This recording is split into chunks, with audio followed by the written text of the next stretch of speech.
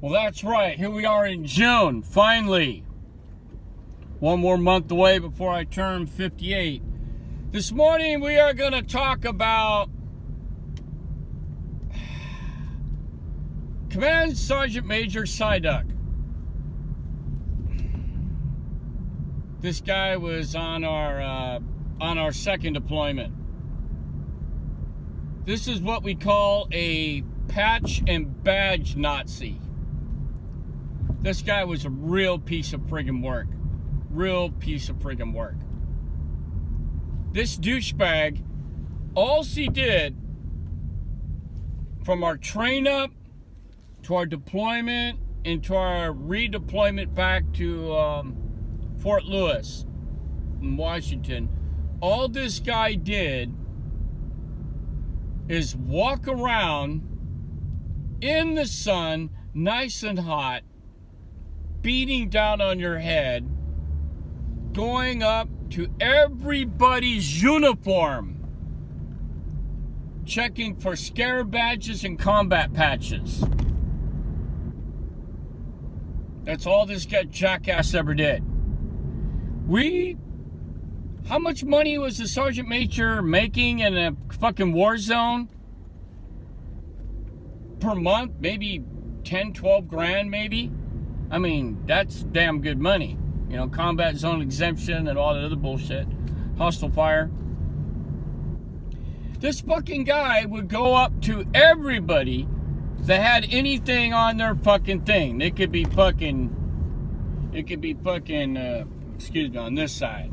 It could be jump wings. It could be air assault wings. It could be an EIB, CIB, Pathfinder torch, or fucking Ranger tabs, Special Forces, Sapper, all that shit. Combat patches of all types. And this guy would go up to everybody. Okay, this guy, and he would go up and say, hey, where did you get your air assault wings at? Of course, Fort Campbell, come on, you know, that kind of shit. He would just, I was around when he was just asking these stupid fucking questions on these guys. Where'd you get the combat patch from? Desert Storm. I mean, we had guys had combat patches dating all the way back to Grenada, for Christ's sakes. Well, do you have paperwork for it? Some of them would say yes. Other ones would go, what? You know. And that's basically what this guy did. He would go after people with badges and tabs and patches. And you better have fucking orders for it. We had one guy who had the 41st National Guard Infantry fucking combat patch right there. You know, the half sun thing. And Sydick caught him and said, hey, where'd you get the combat patch from? You got it from the MFO. And he says, I don't think so. So he made him take it off. Because if it's not official orders, you can't wear it. So this guy was walking around with this missing outline of a combat patch. Made him take it off. There was another guy that myself and Specialist Neely dropped the bomb on. That this guy had everything under the sun, man. He had everything. Jump wings, air assault wings, CIB, 101st Airborne Combat Patch, Ranger tab. This is, I wonder if Sergeant Majors checked this fucking guy. 2 weeks later, we see him.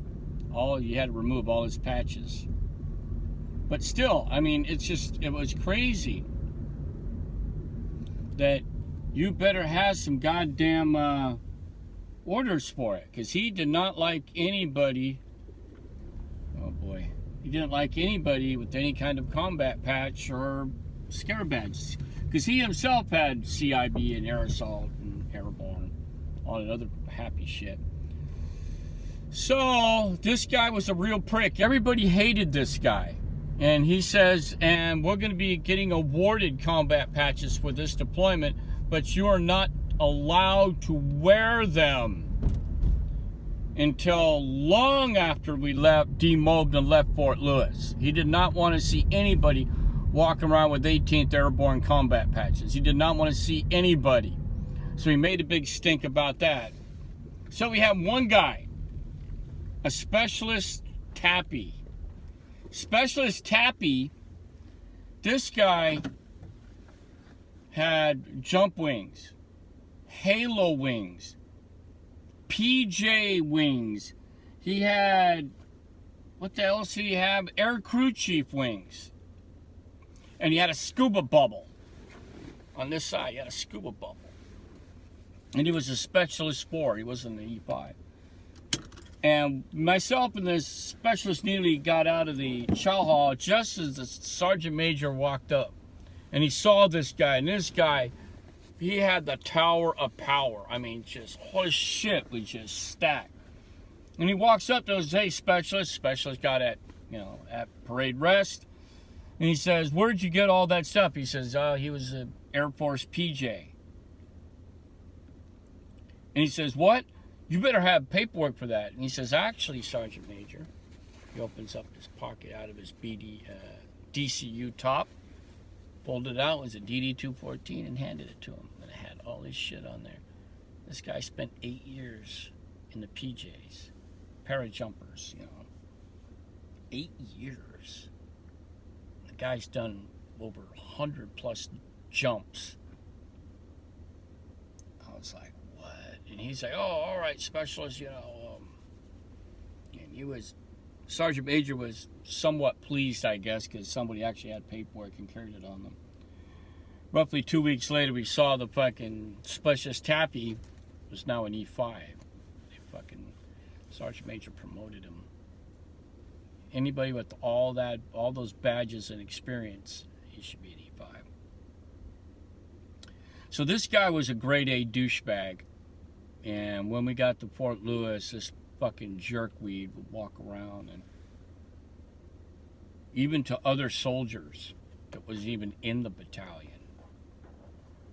Oh, well, you better have paperwork for this, that. The guy was just a grade A jerkweed. He's just a jerk off. And he went up to one specialist when he was at the PX. We were leaving.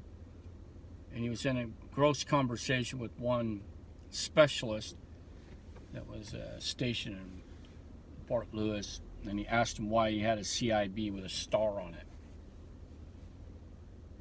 He earned his CIB with the second CIB, the star, in Iraq and Afghanistan. Before the rules changed, you can only just have one CIB for the war on terrorism. So I don't think he tried to give him a dressing down, but I thought it was weird. I thought I would do this friggin' video because, I just started thinking about this jack off, and it's all he did for the entire deployment for the whole 18 months. It's just walk around, check your shit.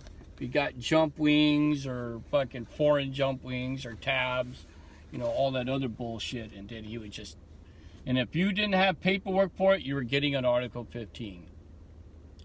So I guess that's his way of dealing with stolen valor. Huh? I guess, huh?